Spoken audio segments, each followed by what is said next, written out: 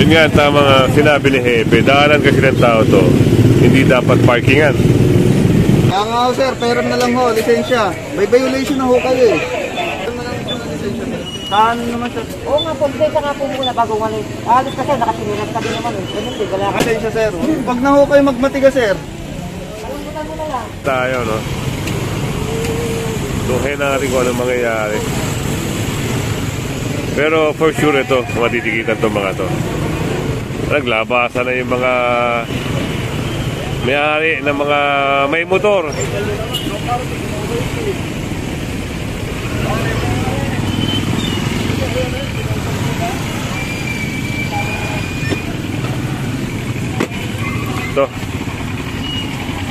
Ito. Hinanapan na ng lisensya para tikitan, ano?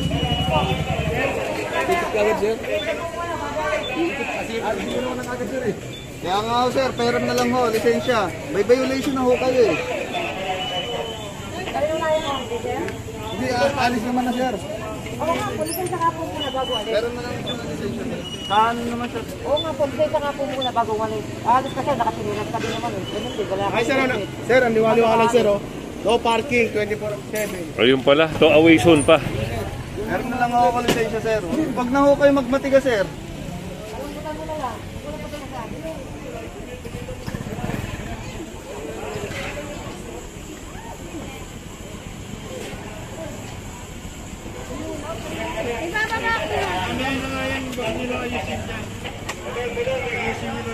Ang daming matitikitan dito. Halos yung lahat na naka-illegal park dito titikitan.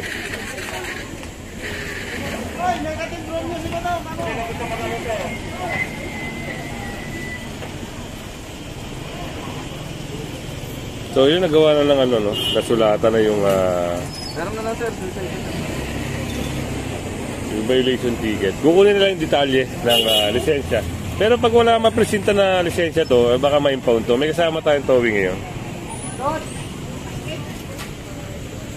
Ayun, at natitikitan na rin yung isa na yun. meron na lang ho, makitanggal na lang po sir. Sir, kita naman sir eh. Kaya nga ho sir, para ano lang po, para nahawakan mo natin.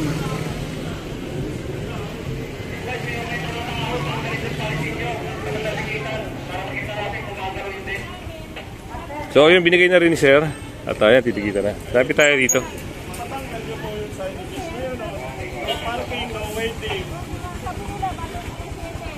Wala po nakalagay sa signages eh. At ito, si kuya, natikitan na ata. Natikitan na yun, sir? Kaya, kaya mo tingin yung dyan ba? Nailista mo na yung plaka niya. Tingin mo muna yung lisensya mo bago ka... Madami nyo?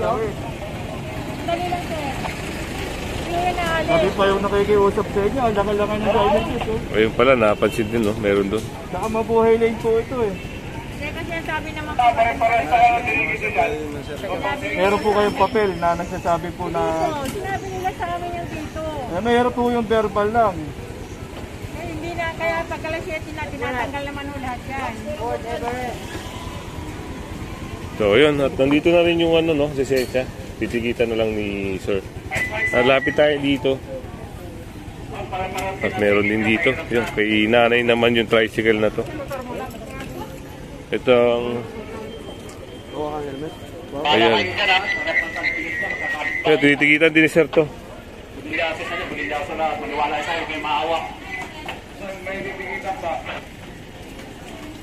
So yun.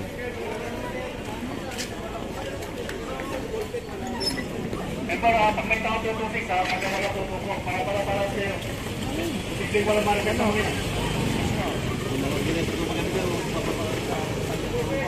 Tinitikitan din sir yung isang motor dito. So isang street ng Maria Clara. Ito yung bumungad kasi.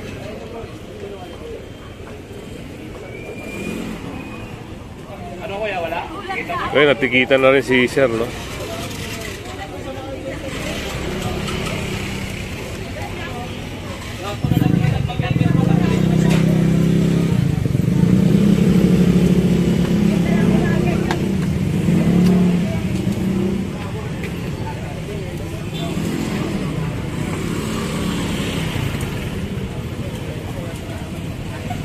Yung isang Soul na sasakyan, ganoon din, tinitikitan din. No?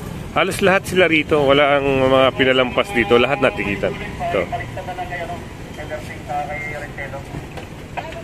Pati yung isang tricycle dito, yun. At dito, kailangan nilang umalis dito pagkatapos ng tikita.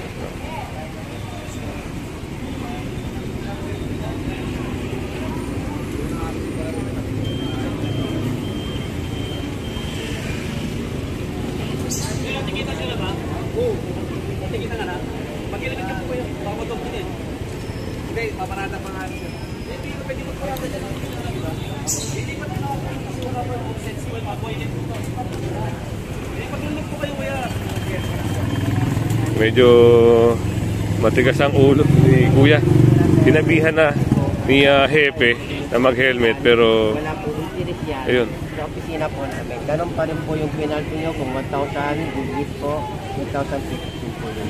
Kung hindi mo na lahat, 1,000. Opo, kahit abutin ng isang buwan yan, kasi waiting 7 days lang po yan sa bayad sister. Pag lumagpas na po, huwag na kayo magbabayad kahit hindi po mapupuna sa sister. Kaya, yan na lang po kayo sa opisina natin. Wala pong interest kung 1,000 pesos po, 1,000 pesos. Kasi nagiging pa. Yun, at pinaliwanag din siya sa kanya. At ayan, sunod tayo sa operation. Ganon din dito. Ayan yung violation ticket ni Sir, ibibigay na sa kanya. Babayaran niya yan sa bayad center.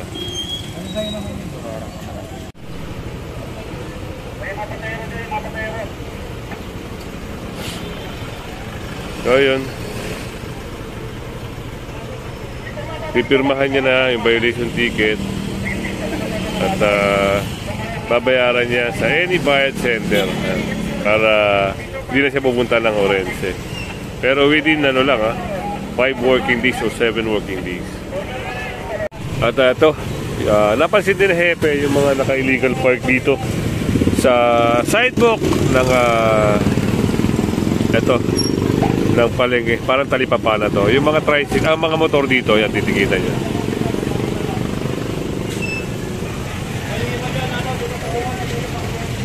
Kaya sinisimulan na rin yung paninikit.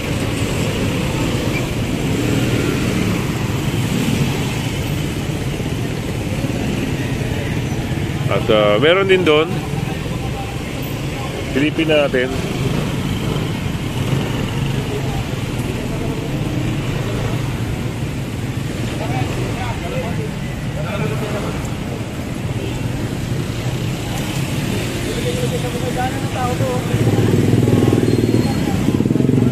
Yun nga ang tamang sinabi ni Hepe, daanan kasi ng tao to, hindi dapat parkingan.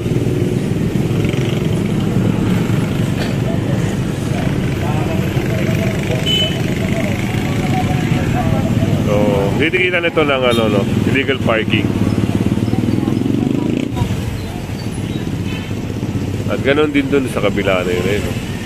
Tinitikitan na rin.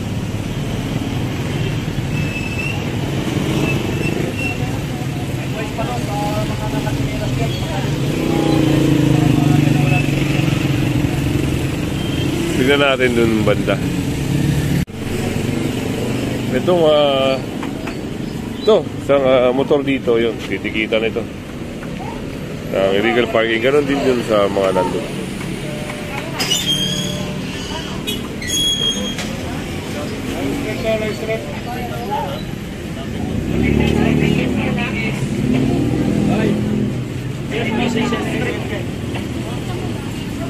Sama natin si Hepe Lucina ngayon. Naticheck ni Hepe kung nababasa ba yung plaka. Dahil kung hindi, sasakay ito. Likewise, kung may tao yun nandiyan sa may mga bangketa, ayaw may nasa dito sa may bangketa, pandalin nyo ka pa, alisin na. Tignan nyo kami yung mga resensya yung mga nakaparada.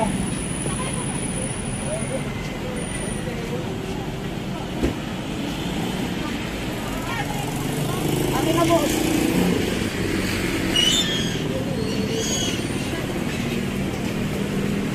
So yun, binigay na rin yung lisensya. At titikita na. Dito naman tayo.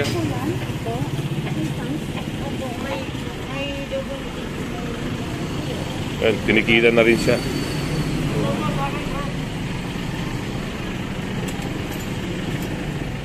Ayun na, may ticket na rin si kuya.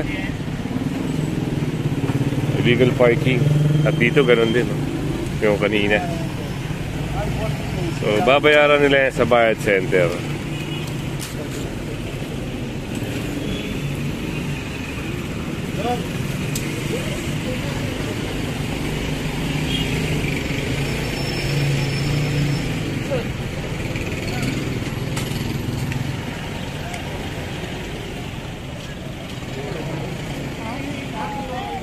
So, ginagawa na ng ano, na violation ticket. Pero nagkabas ito kahapon.